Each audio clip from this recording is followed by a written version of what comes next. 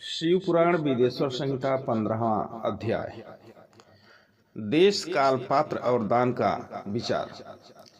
ऋषियों ने कहा, समस्त पदार्थों के ज्ञाताओं में श्रेष्ठ सूत जी। देश का वर्णन। सूत जी बोले, अपने घर में किया देव यज्ञ शुद्ध गृह के फल को देने वाला है। गौशाला का स्थान घर में किए गए देव यज्ञ से 10 गुना, जबकि जलाशय का तट गौशाला से 10 गुना है। एवं जहाँ तुलसी, बेल और पीपल वृक्ष का मूल हो, वह स्थान जलाशय तट से भी 10 गुना महत्व देने वाला है। देवालय उससे भी अधिक महत्व रखता है। देवालय से 10 गुना महत्व रखता है तीर्थभूमि का तट। उससे भी श्रेष्ठ है नदी का किनारा, तथा उसका 10 गुना उत्कृष्ट है तीर्थ नदी का तट। इससे भी अधिक महत्व रखने वाला है सप्त गंगा का तट, जिसमें गंगा, गोदावरी, कावेरी, ताम्रपर्णी, सिंधु, सरजू और रेवा नदियां आती हैं। इससे भी 10 गुना अधिक फल समुद्र का तट, और उससे भी 10 गुना अधिक फल पर्वत चोटी पर पूजा करने से होता है।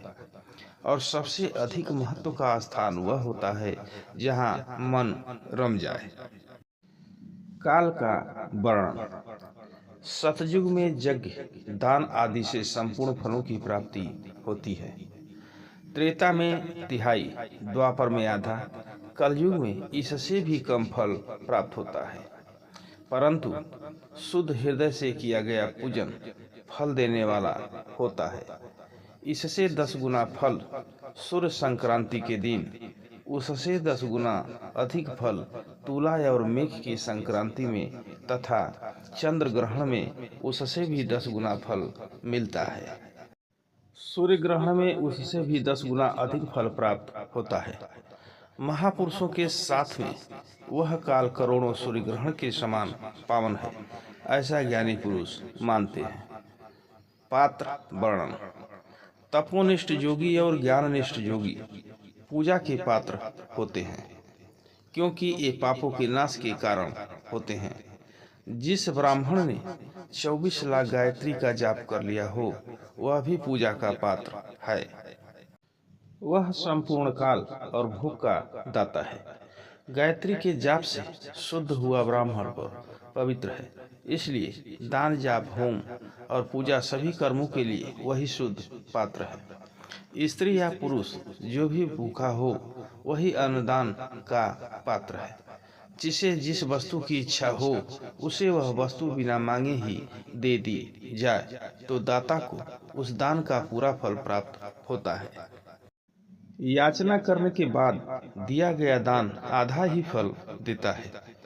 सेवक को दिया दान चौथाई फल देने वाला होता है। दीन ब्राह्मण को दिए गए धन का दान दाता को इस भूतल पर 10 वर्षों तक भोग प्रदान करने वाला है। वेद वेता को दान देने पर वह स्वर्गलोक में देवताओं के वर्ष से 10 वर्षों तक दिव्य भोग देने वाला है। गुरु दक्षिणा में प्राप्त धन शुद्ध द्रव्य कहलाता है। इसका दान संपूर्ण फल देने वाला है। क्षत्रियों का शौर्य से कमाया हुआ, वैश्यों का व्यापार से आया हुआ और शूद्रों का सेवावृत्ति से प्राप्त किया धन उत्तम द्रव्य है। दान का वर्ण। गौ, भूमि, तिल, स्वर्ण, घी, वस्त्र, धान्य, गुड़, चांदी, नमक, कोहड़ा और कन्या नामक 12 वस्तुओं का दान करना चाहिए। गोदान से सभी पापों का निवारण होता है और पुण्य कर्मों की पुष्टि होती है। भूमि का दान परलोक में आश्रय देने वाला होता है। तिल का दान बल देने वाला तथा मृत्यु का निवारक होता है। स्वर्ण का दान वीरदायक और घी का दान पुष्टिकारक होता है। वस्त्र का दान आयु की वृद्धि करता है। धान्य का दान करने से अन्न और धन की समृद्धि होती है। गुड़ का दान मधुर भोजन की प्राप्ति कराता है।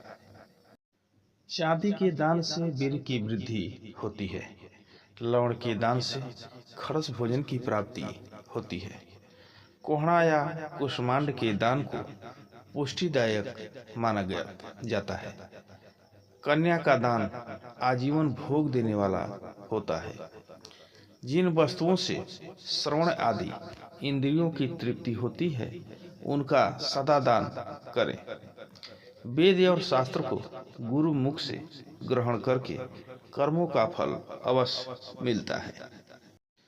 इसे ही उच्च कोटि की आस्तिकता कहते हैं। भाई बंधु अथवा राजा के भय से जो आस्तिकता होती है वह निम्न श्रेणी की होती है। जिस मनुष्य के पास धन का अभाव है वह वाणी और कर्म द्वारा ही पूजन करे। तीर्थ यात्रा और व्रत को शारीरिक पूजन माना जाता है। तपस्या और दान मनुष्य को सदा करनी चाहिए। देवताओं की तृप्ति के लिए जो कुछ दान किया जाता है वह सब प्रकार के भोग प्रदान करने वाला है। इससे इस लोक और परलोक में उत्तम जन्म और सदा सुलभ होने वाला भोग प्राप्त होता है। ईश्वर को सब कुछ समर्पित करने एवं बुद्धि से यज्ञ व दान करने से मोक्ष की प्राप्ति होती है।